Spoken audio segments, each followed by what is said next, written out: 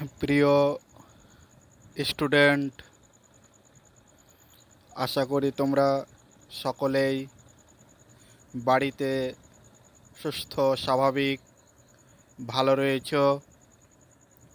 আমাদের আজকের আলোচনার বিষয় ক্লাস 5-এর একটি কবিতার নাম বম্বাগড়ের রাজা।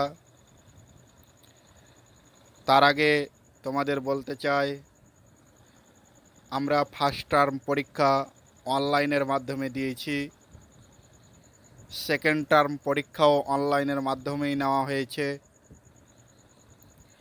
ফার্স্ট টার্মের যে সিলেবাস এবং সেকেন্ড টার্মের যে সিলেবাস, সেই সিলেবাস অনুযায়ী আমরা এর আগে ক্লাস করেছি এবং পরীক্ষাও দিয়েছি।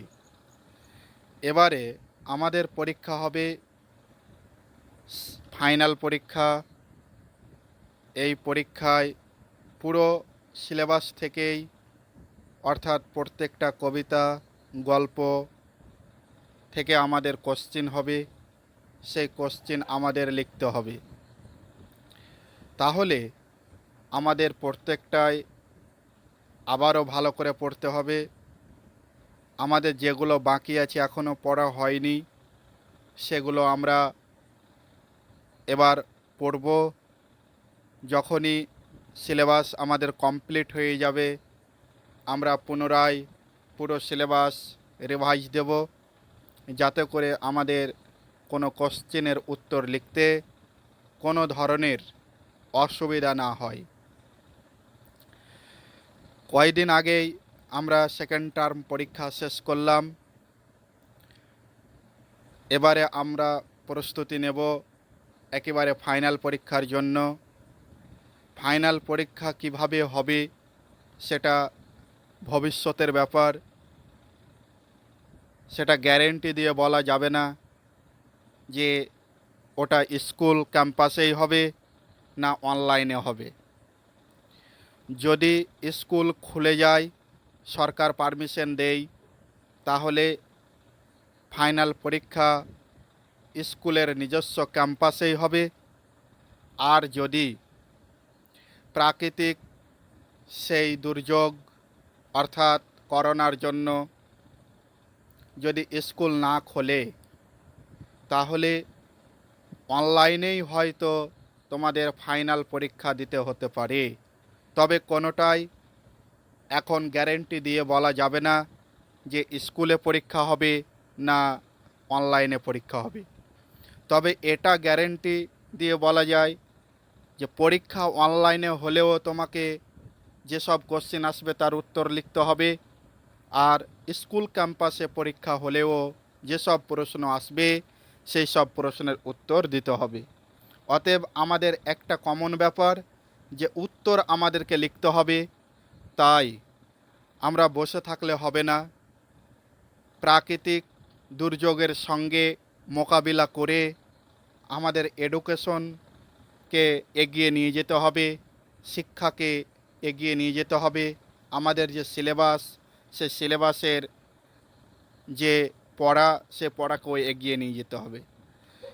আমরা এর আগে ফার্স্ট টার্ম এবং সেকেন্ড টার্মে যেগুলো করিয়েছি বা পড়েছি, সেগুলো বাদে যেগুলো রয়েছে একবারও আমাদের পড়া হয়নি, সেগুলো আমরা আগে পড়ে নেব। আমি তোমাদের যে কবিতার অংশটুকু করাই, সেই অংশটুকুর মধ্যে একটি কবিতা এখনও করানো হয়নি, যে কবিতার নাম হচ্ছে বম্বাগড়ের রাজা। এই কবিতাটি আমাদের এখনও বাকি রয়েছে, তাই এ বাকি থাকা কবিতাটি দিয়েই আমি শুরু করছি আজকে। তোমরা প্রত্যেকেই তোমাদের সামনে তোমাদের বাংলা টেক্সট যে বুক রয়েছে, সেই টেক্সট বুকটা খোলো। ওখানে 131 পৃষ্ঠায় দেখো যে কবিতাটি রয়েছে বম্বাগড়ের রাজা। এই কবিতা নিয়ে আজকে আমরা আলোচনা করব। তাহলে প্রথমেই জেনে নেব যে বম্বাগড়ের রাজা যে কবিতা, এই কবিতার লেখক সম্পর্কে। যে কবিকে, এরকম কোশ্চেন যদি দিয়ে দেয় যে বোম্বাগড়ের রাজার বা বোম্বাগড়ের রাজা কবিতাটির লেখক কে বা কবির নাম কি, তাহলে আমরা বলতে পারবো না বা লিখতে পারবো না। তাই আগে কবি সম্পর্কে কিছুটা পরিচয় হয়ে যাওয়ার আমাদের দরকার রয়েছে। তাহলে বোম্বাগড়ের রাজা এই কবিতাটির লেখক বা কবি হচ্ছেন সুকুমার রায়। তাহলে আমরা জানতে পারলাম যে বোম্বাগড়ের রাজা কবিতার কবির নাম হচ্ছে সুকুমার রায়। সুকুমার রায় জন্মগ্রহণ করেছিলেন 1887 খ্রিস্টাব্দে কলকাতা শহরে। আমরা যে বর্তমান কলকাতা দেখছি, এই কলকাতা শহরেই সুকুমার রায় জন্মগ্রহণ করেছিল। সালটি হচ্ছে 1887 খ্রিস্টাব্দে জন্মগ্রহণ করেছিলেন। তিনার কর্মজীবন, শিক্ষাজীবন যতই আমরা বলি না কেন বা আলোচনা করি না কেন, তারপরেও অনেকটাই অবলা থেকে যায়, অজানা থেকে যায়। কবির পিতার নাম উপেন্দ্র কিশোর রায় চৌধুরী। যদি এইরকম কোশ্চিন দেই যে সুকুমার রায়ের পিতার নাম কি, তাহলে আমরা লিখব উপেন্দ্র কিশোর রায় চৌধুরী। এবং সুকুমার রায়ের মাতার নাম হচ্ছে বিধুমুখী দেবী। তাহলে সুকুমার রায়ের জন্ম হচ্ছে 1887 খ্রিস্টাব্দে কলকাতা শহরে। বাবার নাম উপেন্দ্র কিশোর রায় চৌধুরী, মায়ের নাম বিধুমুখী দেবী। যতগুলো আমরা কবিতা পাঠ করি, তার মধ্যে সুকুমার রায় পুরোপুরি আলাদা। যে জায়গাগুলো অন্য কবিরা ভাবে না, সেই জায়গা নিয়ে ভাবে আমাদের এই সুকুমার রায়, যাকে বলা হয় ছন্দের জাদুকর। ছন্দের জাদুকর সত্যেন্দ্রনাথ দত্ত। তা সত্ত্বেও আমরা সুকুমারের ক্ষেত্রেও দেখতে পাই যে তিনিও এমন সুন্দর সুন্দর ছন্দ রচনা করে যা দেখে আমরাও অবাক হয়ে যাই। অর্থাৎ তাকে আমরা কখনোই ভাবতে পারি না যে সুকুমার রায় এত সুন্দর সুন্দর ছন্দ আকারে শিশুদের জন্য কবিতা লিখতে পারেন। তাহলে তার লেখা প্রথম যদি দেখতে যাই, তার বিখ্যাত একটি গ্রন্থ যেটা হচ্ছে আবোল তাবোল। এটা তার বিখ্যাত, সবাই জানে সুকুমারের রচনা আবোল তাবোল, তারপরে হ জ বর ল, এই যে বিখ্যাত বিখ্যাত তার লেখাগুলো। তারপরে পাগলা দাশু রয়েছে, এরকম অনেক তার লেখা রয়েছে। হিংসুটে, বিখ্যাত বিখ্যাত এই যে লেখাগুলো, এই লেখাগুলোর জন্যই তিনি আজও আমাদের কাছে বিখ্যাত হয়ে আছে। যেমন বিখ্যাত হয়ে আছেন লক্ষণের শক্তিশালের জন্য। তাহলে সব থেকে আমরা যদি দেখতে যাই, সব থেকে তিনি বিখ্যাত হয়ে আছেন যার জন্য, সেটা হচ্ছে আবোল তাবোল হ জ বর ল, এর জন্য তিনি বিখ্যাত হয়ে রয়েছেন। সবাই জানে, যাকে জিজ্ঞাসা করা যায় যে আবোল তাবোল কার লেখা, সেই বলে দিতে পারে সুকুমারের লেখা। তাহলে সুকুমার এমন আমাদের কাছে একজন পরিচিত লেখক। কিন্তু আমাদের দুর্ভাগ্যের বিষয়, এই কবি আমাদের সঙ্গে বেশি দিন জীবনযাপন করেননি। অল্প কিছুদিন তিনি জীবনযাপন করেছিলেন। 1887 খ্রিস্টাব্দে কলকাতায় জন্মগ্রহণ করেন, কিন্তু তিনি মারা যান 1923 খ্রিস্টাব্দে। তাহলে যার জন্ম 1887 খ্রিস্টাব্দে, তিনি আবার মারা যাচ্ছেন 1923 খ্রিস্টাব্দে। তাহলে কত? মাত্র 36 বছর বেঁচে ছিলেন। 36টি বছর তিনি এই পৃথিবীর হাওয়া বাতাস আলো উপভোগ করেছিলেন। আর এরই মধ্যে তিনি বাংলা সাহিত্যের জন্য অনেক কিছু সৃষ্টি করে গেছেন, যে সৃষ্টিগুলোর মধ্য দিয়ে তিনি আজও আমাদের কাছে অমর হয়ে রয়েছেন এবং ভবিষ্যৎ প্রজন্মের কাছেও তিনি অমর হয়ে থাকবেন। কিসের মধ্য দিয়ে? তিনার যে সৃষ্টি, এই সৃষ্টির মধ্য দিয়েই তিনি অমর হয়ে থাকবেন। তাহলে যদি বলা হয় সুকুমারের মৃত্যু কবে হয়েছিল, কত খ্রিস্টাব্দে হয়েছিল, তাহলে আমরা উত্তরে লিখব যে সুকুমার রায় 1923 খ্রিস্টাব্দে মারা গিয়েছিলেন বা এই জগৎ ছেড়ে পর জগতে পাড়ি দিয়েছিলেন। এবারে আসছে আমাদের যে কবিতা, কবিতার নাম দেওয়া হয়েছে বোম্বাগড়ের রাজা। তাহলে এই কবিতাটি কোন কাব্যগ্রন্থ থেকে নেওয়া হয়েছে? এই রকম কোশ্চেন কিন্তু এসে থাকে, আমরা লক্ষ্য করি যে অনেক সময় এরকম বলা হয়, একটি কবিতার নাম দিয়ে দিল, যেমন ধরো এটাই দিয়ে দিল যে বোম্বাগড়ের রাজা কবিতাটির মূল কাব্যগ্রন্থের নাম কি, বা বোম্বাগড়ের রাজা কবিতাটি কোন কাব্যগ্রন্থ থেকে নেওয়া হয়েছে। তাহলে আমাদের কি করতে হবে? যে কাব্যগ্রন্থ থেকে নেওয়া হয়েছে সেই কাব্যগ্রন্থের নাম লিখতে হবে।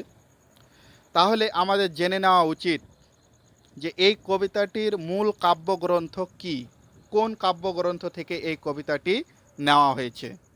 তাহলে এই কবিতাটি নেওয়া হয়েছে আবোল তাবোল।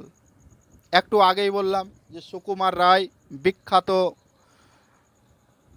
একটি কাব্য যেটার নাম হচ্ছে আবোল তাবোল, আর এই আবোল তাবোল কাব্যগ্রন্থ থেকেই এই কবিতাটি নেওয়া হয়েছে বোম্বাগড়ের রাজা।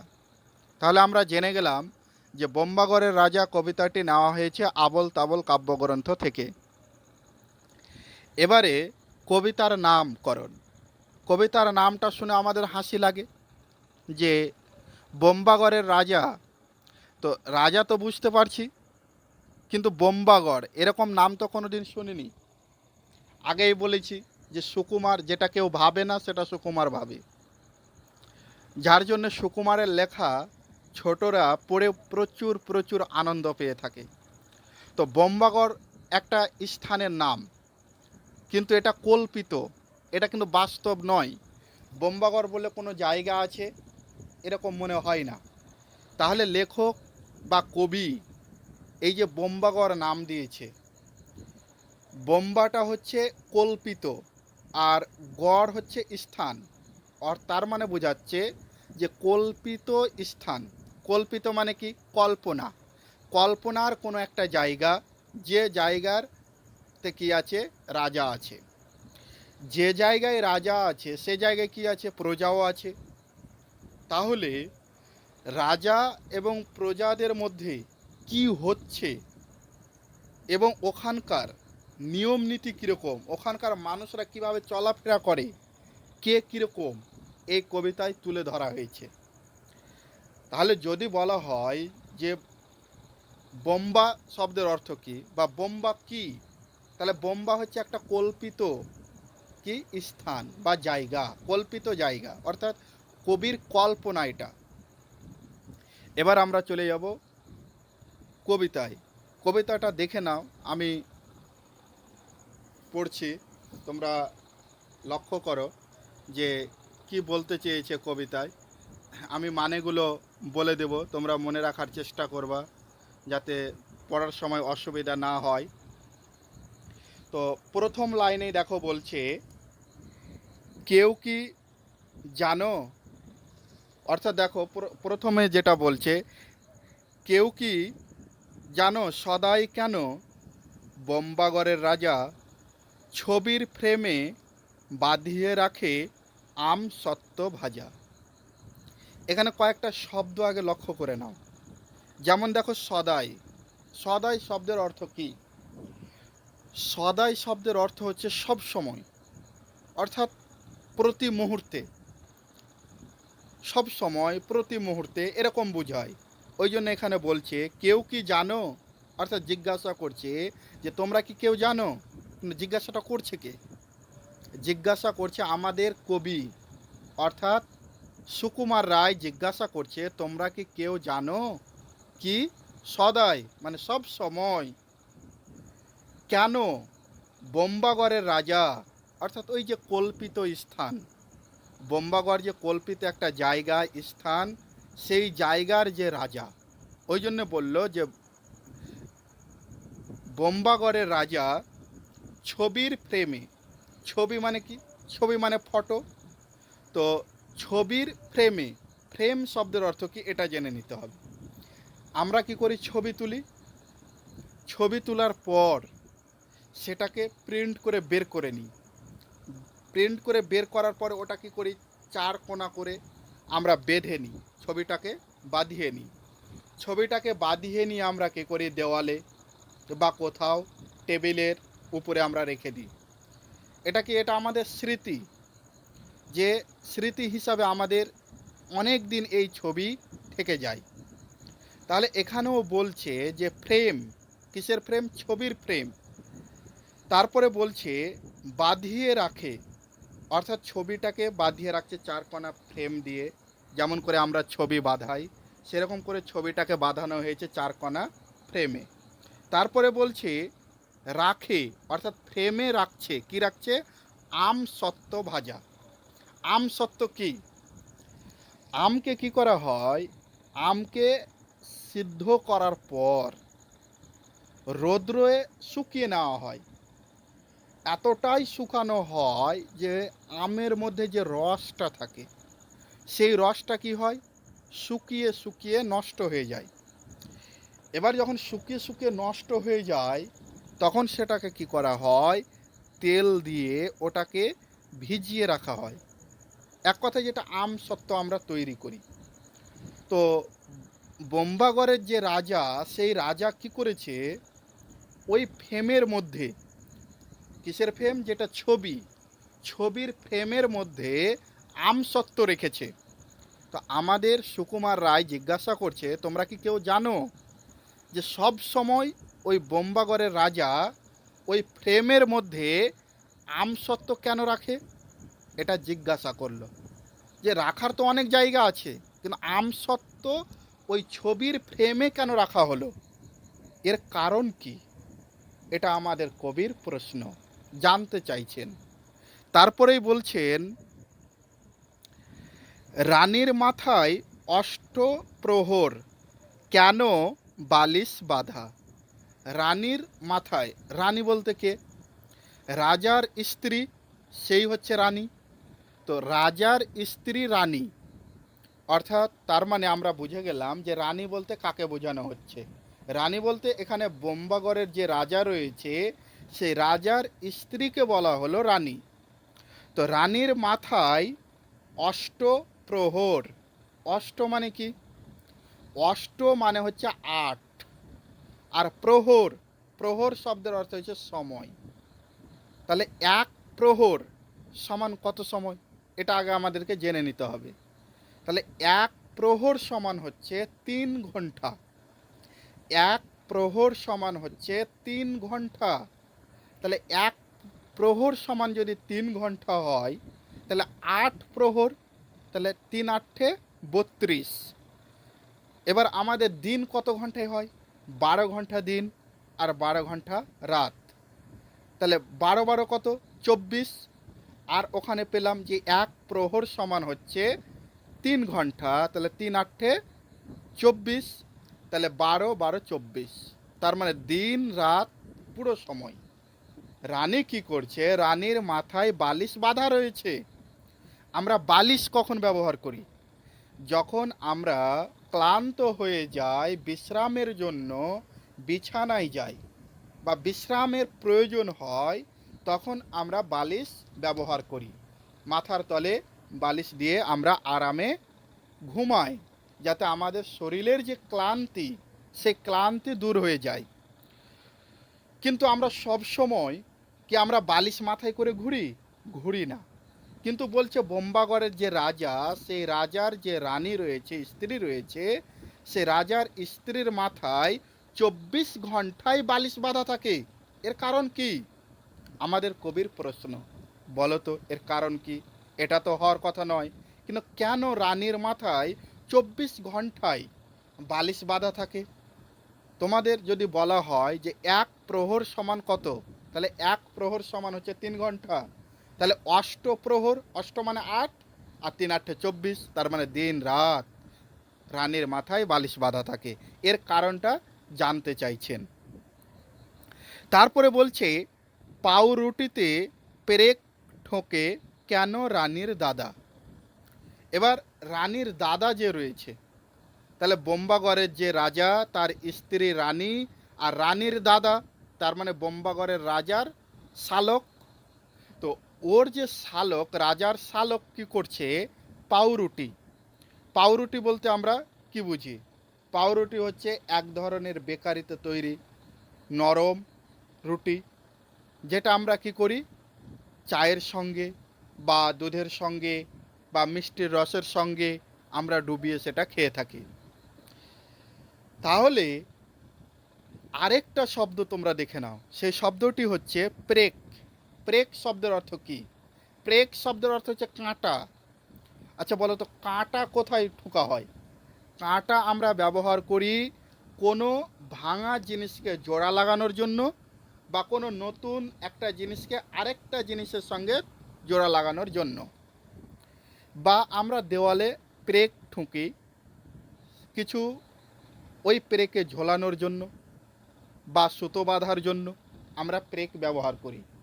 এমন কখনো শুনেছো যে পাউরুটি আর ওই পাউরুটিতে কেউ প্রেক ঠুকছে?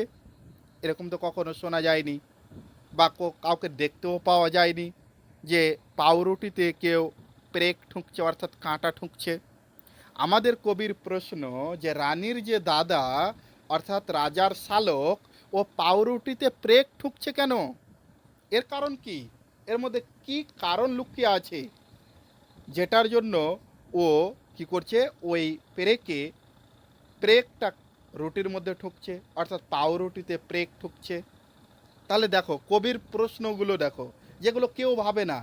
আর এই রাজ্যটা কীরকম ভাবো তো, একটা আশ্চর্য রাজ্য, যেখানকার রাজাও আশ্চর্য।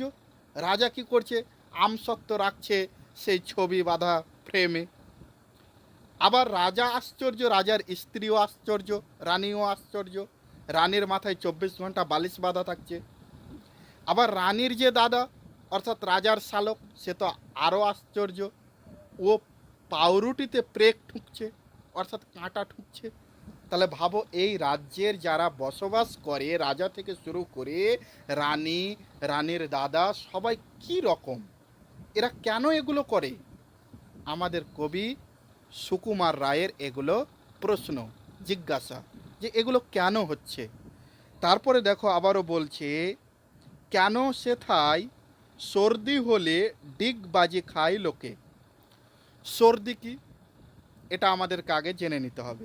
সর্দি হচ্ছে আমাদের নাক দিয়ে এক ধরনের তরল আঠালো পদার্থ বেরিয়ে যায়, যেটা আমাদের মস্তিষ্ককে পরিষ্কার করে, অর্থাৎ আমাদের মাথাতে যে নোংরাগুলো থাকে সেই নোংরাগুলো সর্দি আকারে বেরিয়ে যায়।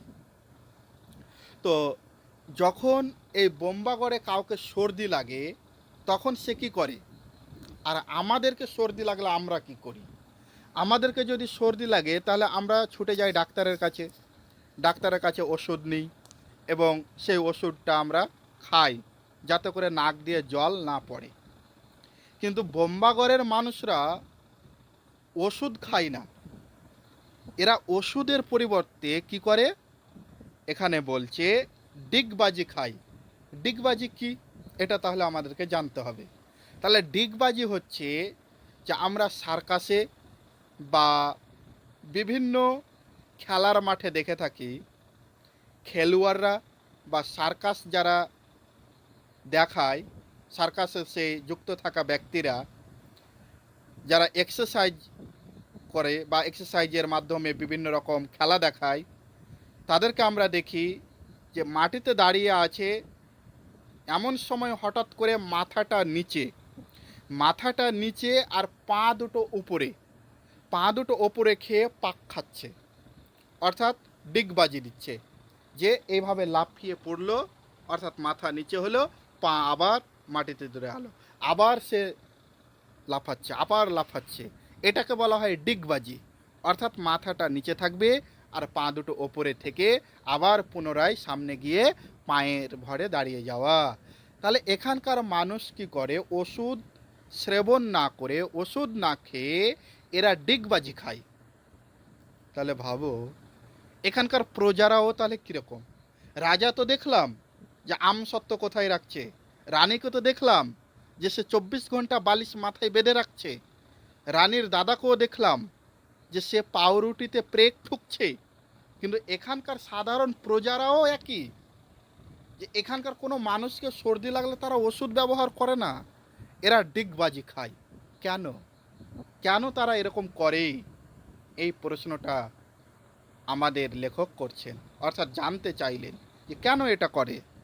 তারপরে বলছে, জ্যোৎস্না রাতে সবাই কেন আলতা মাখায় চোখে। এবার দেখো জ্যোৎস্না, জ্যোৎস্নাটা হবে জ্যোৎস্না অর্থাৎ চাঁদের আলো।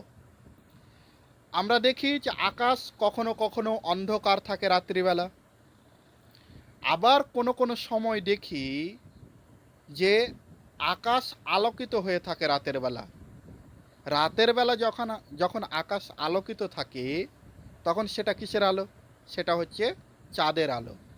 দিনের বেলা যখন পৃথিবী আলোকিত থাকে তখন আমরা বলি এটা সূর্যের আলো, কিন্তু যখন রাত্রিবেলা আলোকিত হয়ে থাকে তখন সেটা হচ্ছে চাঁদের আলো।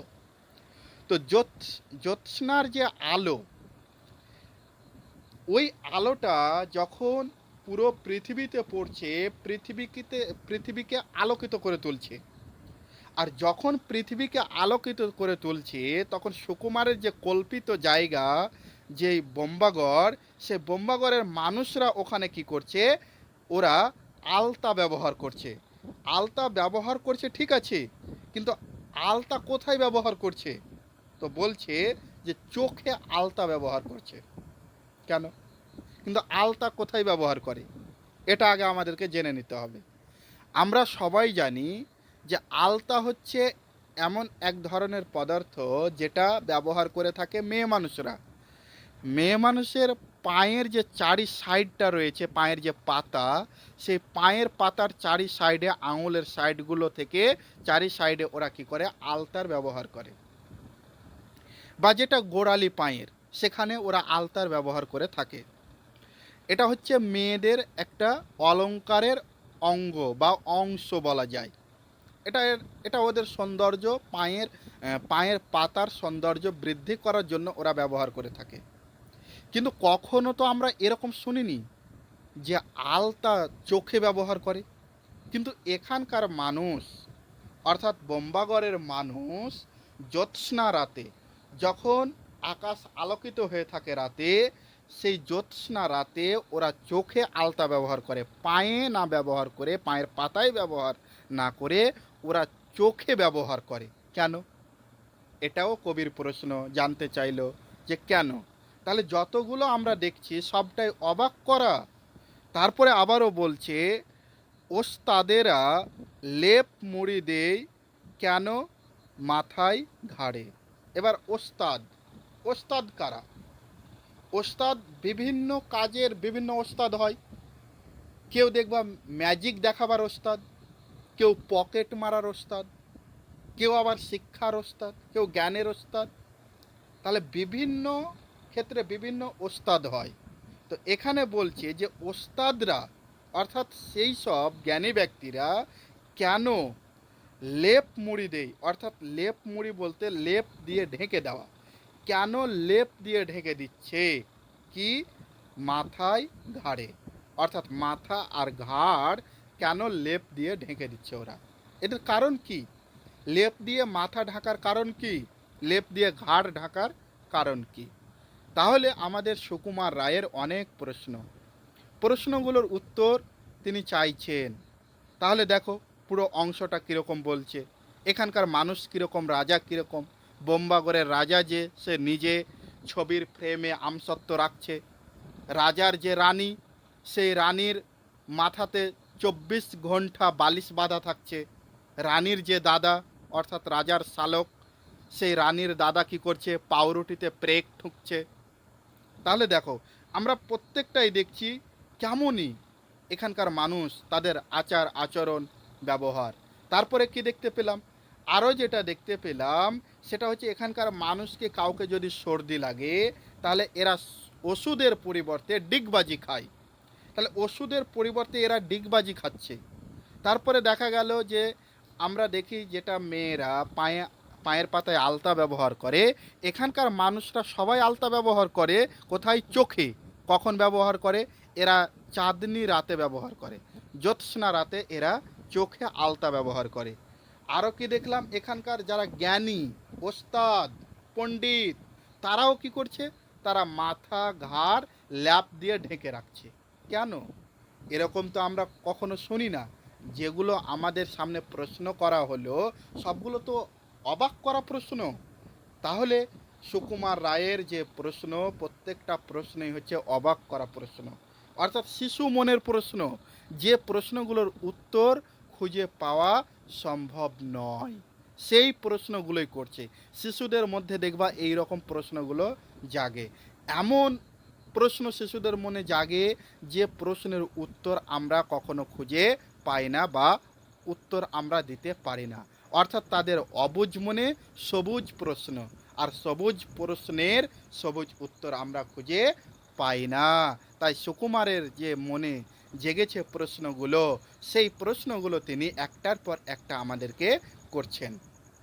তাহলে তোমরা এইটুকু ভালো করে দেখবে, কবির নাম, কবির জন্ম, কবির মৃত্যু, কবির বাবার নাম, মায়ের নাম, কোথায় জন্মগ্রহণ করেছিল, এই কবিতাটির মূল কাব্যগ্রন্থ কী, তারপরে এখানে প্রত্যেকটা শব্দের অর্থ যেরকম সদাই, ফ্রেম, আমসত্ত্ব, রানী, অষ্টপ্রহর, পাউরুটি, প্রেক, ডিগবাজি, জোছনা, আলতা, ওস্তাদ, তারপরে লেপ, লেপমুড়ি, এগুলো, এই শব্দগুলোর অর্থ তোমাদের মনে রাখতে হবে।